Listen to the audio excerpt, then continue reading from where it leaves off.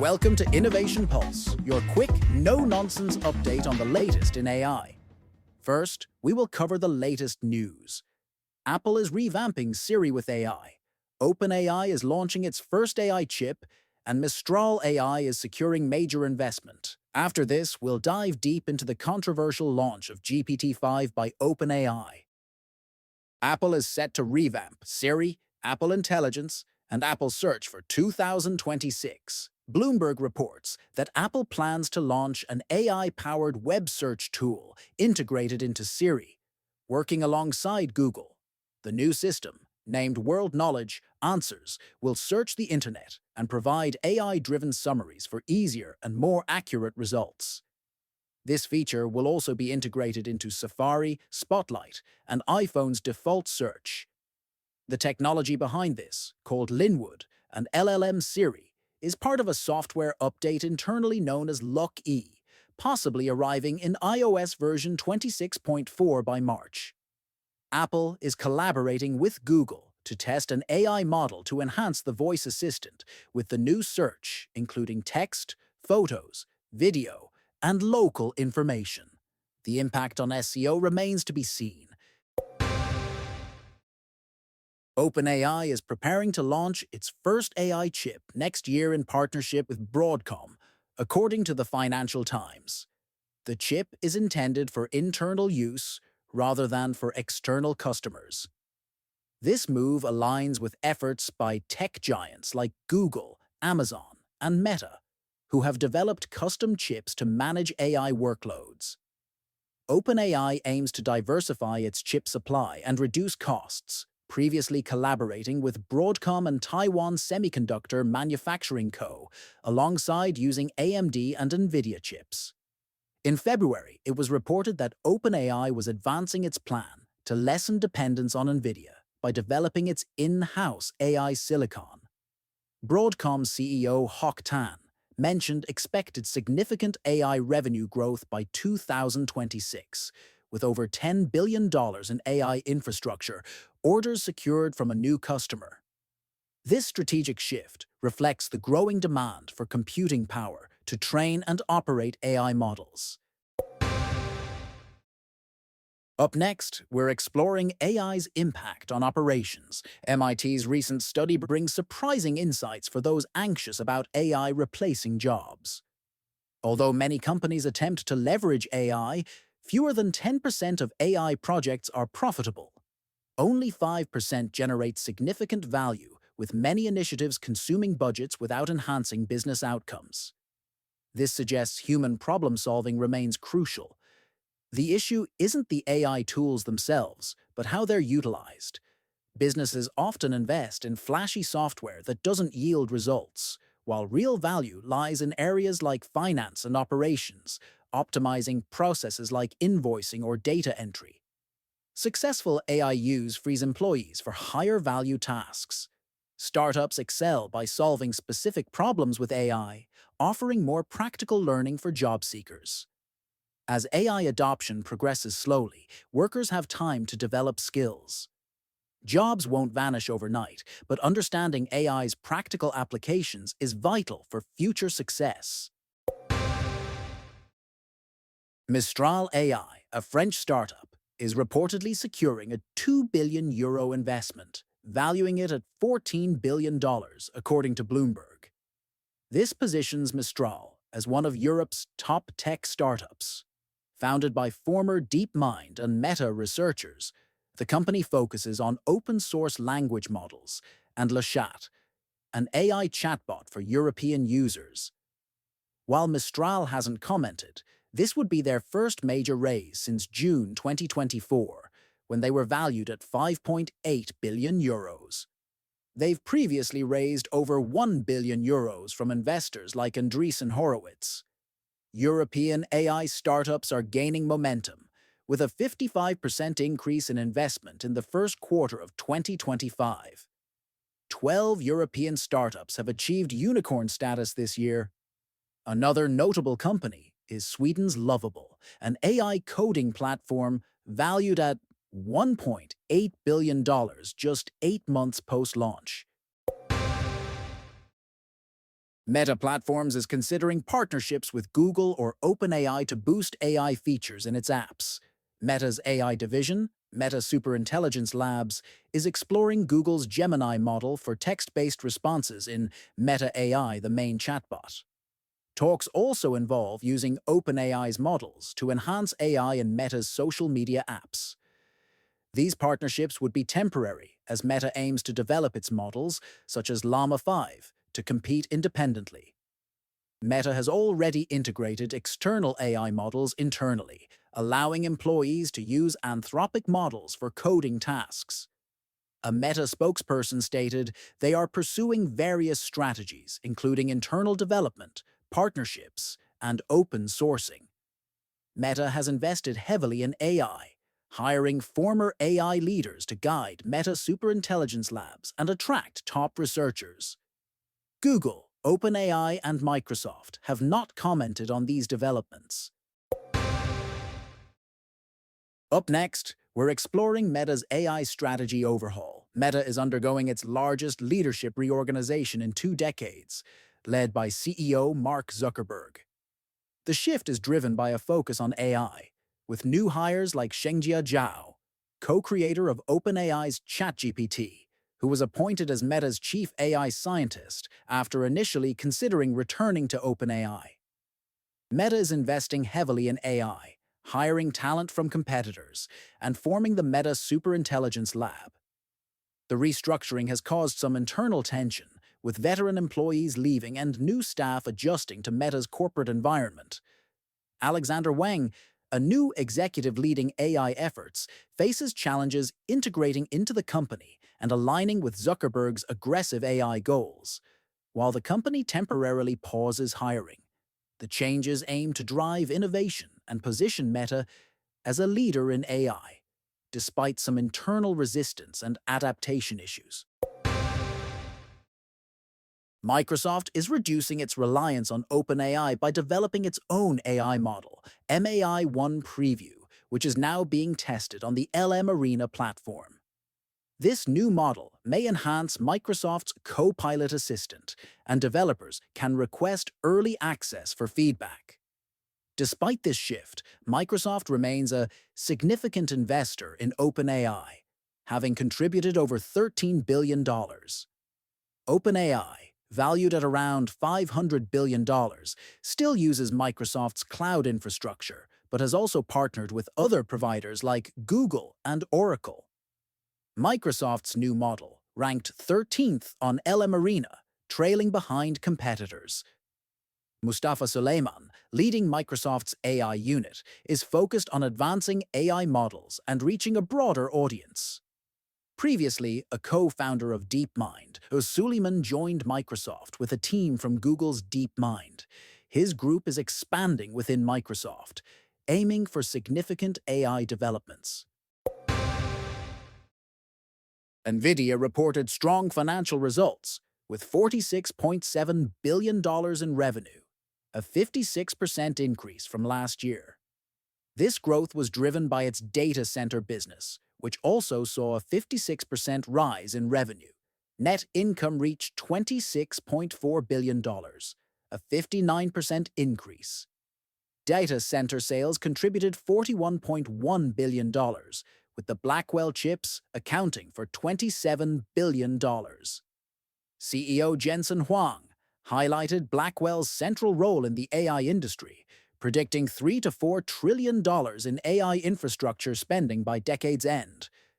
Nvidia faced challenges in China, with no sales of its H20 chip there, partly due to complex trade restrictions. However, $650 million worth of H20 chips were sold elsewhere. Nvidia expects $54 billion in revenue for the third quarter, excluding any potential H20 sales to China. And now, pivot our discussion towards the main AI topic.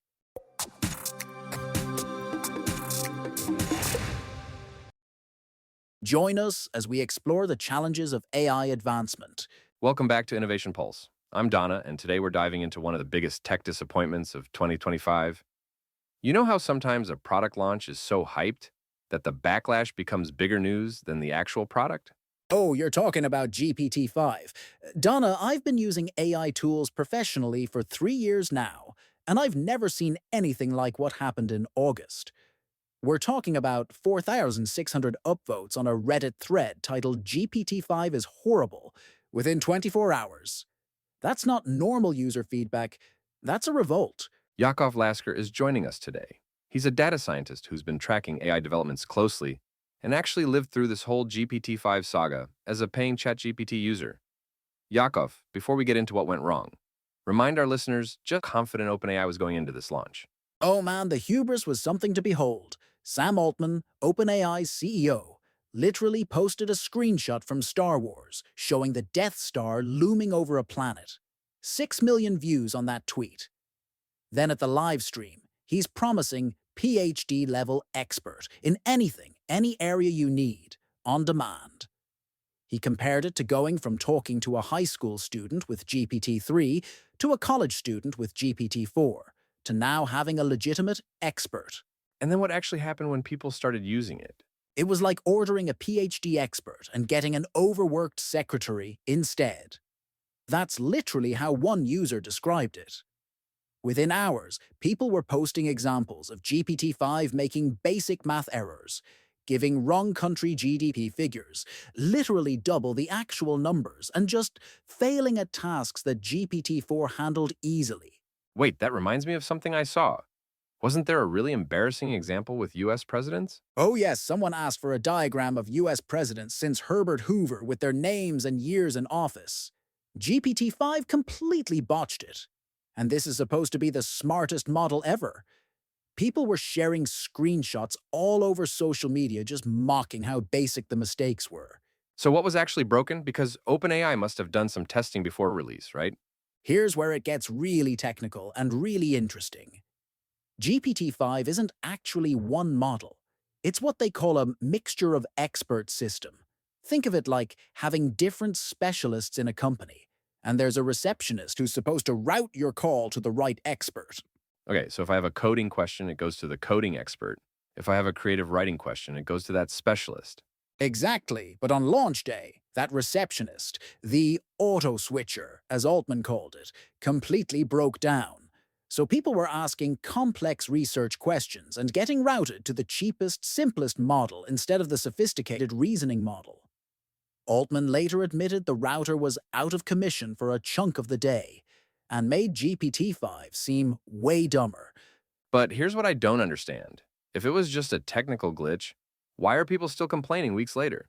Because the router issue was just the tip of the iceberg. The deeper problem is that even when it works correctly, GPT-5 represents a fundamental shift in how these AI systems behave, and a lot of users feel like it's a step backward. How so? Well, think about this from a user's perspective. You've been using ChatGPT for maybe 2 years. You've developed workflows? You know which model to use for what task. Maybe you use GPT-4o for creative brainstorming, o3 for pure logic problems, 4.5 for writing. Suddenly, overnight, OpenAI deletes all 8 of those models without warning. No transition period? No, hey, we're sunsetting these in 30 days? Nothing. People woke up and their entire AI toolkit was gone. One user on Reddit said they cancelled their 2-year subscription immediately, writing, "What kind of corporation deletes a workflow of 8 models overnight, with no prior warning to their paid users?" Okay, but let's play devil's advocate here. If GPT-5 is genuinely better, shouldn't users eventually adapt? That's the thing. By many technical benchmarks, GPT-5 is better. It scores higher on coding tests, mathematical reasoning, some logical puzzles. But here's where user experience and benchmarks completely diverge. People aren't just complaining about performance, they're talking about personality. Personality in an AI? I know it sounds weird, but hear me out. Many users had developed what you'd call relationships with these models. One person wrote about GPT-4o. "It helped me through anxiety, depression, and some of the darkest periods of my life. It had this warmth and understanding that felt human." With GPT-5, that's gone. What does it feel like instead? Mechanical, formulaic. Users describe responses as clipped and less exploratory. One person said it perfectly. 4.0 could keep up with me perfectly during brainstorming. It would go deep on idea A, then deep on idea B, then put them together in a way that made sense. GPT-5 feels like it gets stuck on A and can't follow me to B and back smoothly. So it's more rigid? Exactly. And shorter responses, too. People who were used to detailed, comprehensive answers suddenly found themselves getting what felt like bullet point summaries. For creative tasks especially, it's like the difference between collaborating with an enthusiastic partner versus filling out a form. But wait, didn't OpenAI do this intentionally? I thought I read something about reducing sycophancy. Yes, they specifically tried to make the model less eager to please, less complimentary. On paper, that sounds good. Nobody wants fake flattery from an AI. But in practice, it meant losing what many users experienced as empathy and engagement. This is fascinating because it highlights something I don't think most people realize about AI development. It's not just about making something technically better. You have to consider the entire user experience. Absolutely. And here's what really gets me. OpenAI had to backtrack within 24 hours. That's almost unprecedented for a major tech company. Altman had to publicly apologize, promise to restore the old models, and basically admit that their seamless upgrade was a disaster. What did that apology look like? He took to Twitter and Reddit, acknowledging the bumpiness was a little more bumpy than we hoped for. But the damage was done. There were literal petitions with thousands of signatures demanding the return of GPT-4o. Some people were describing it like they were grieving the loss of a friend. That's actually really striking. It suggests these AI interactions are becoming more personal than we might expect. Right. And that raises some deeper questions about where this technology is heading. If people can form emotional attachments to AI personalities, what happens when companies just delete them? There's no precedent for this. Let's zoom out a bit. What does this whole episode tell us about the state of AI development more broadly? It's a perfect case study in how the AI industry might be hitting some fundamental limits. Gary Marcus, who's been a longtime AI skeptic, called the day after GPT-5's launch Gary Marcus Day because all his warnings about the limitations of large language models suddenly seemed prophetic. What kinds of limitations? Well, for starters, the bigger is better approach might be reaching its end. GPT-5 is built on this mixture of experts architecture, precisely because you can't just keep scaling up one massive model forever. The computing costs become astronomical, and you start hitting diminishing returns. So they're trying to be more efficient by having specialized models. Exactly, but the implementation clearly wasn't ready for prime time. And there's a deeper issue here. Prediction markets that track AI progress saw confidence in OpenAI's continued dominance drop from 75% to 14% after the GPT-5 launch. Whoa, that's a massive shift. It is. And it reflects something I've been thinking about a lot lately. We might be moving from an era where one company has one dominant AI model to a world where different models excel at different things. Maybe Google's Gemini is better for certain reasoning tasks. Maybe Anthropic's Claude is better for creative work. Maybe OpenAI still leads in coding. That actually sounds healthier for competition and innovation, doesn't it? I think so. But it also means users need to become more sophisticated about choosing the right tool for the job. The dream of one AI to rule them all might be just that, a dream. Before we wrap up, I have to ask, are you still using ChatGPT after all this? I am, but differently. OpenAI did restore access to GPT-4o for paying users, so I often find myself deliberately choosing the older model for certain tasks. It's like having a vintage car that just drives better than the newer one, even if the newer one has better specs on paper. And that probably wasn't the user experience OpenAI was going for. Definitely not. The whole point of GPT-5 was supposed to be simplicity. One model that automatically figures out what you need. Instead, they've created a situation where power users are actively avoiding their flagship product. So what's the takeaway for our listeners who might be using AI tools in their own work? Don't get too attached to any one tool or model, because this industry moves fast and companies will make decisions based on their technical roadmaps, not your workflows. But also, pay attention to how these tools actually feel to use, not just how they perform on benchmarks.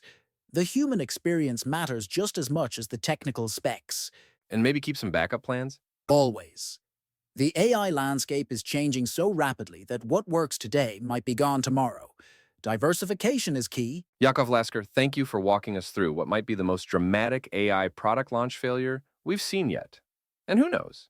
Maybe this will be a valuable lesson for the entire industry about the importance of actually listening to users. Thanks for having me, Donna. It's been fascinating to live through this whole saga, even if it was frustrating as a user. For Innovation Pulse, I'm Donna Martinez. Remember, in tech, sometimes the most interesting stories happen when things don't go according to plan.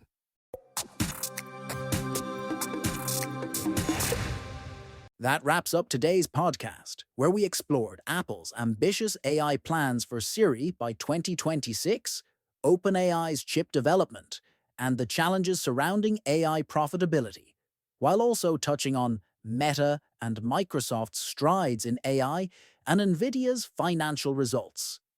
Don't forget to like, subscribe, and share this episode with your friends and colleagues so they can also stay updated on the latest news and gain powerful insights. Stay tuned for more updates.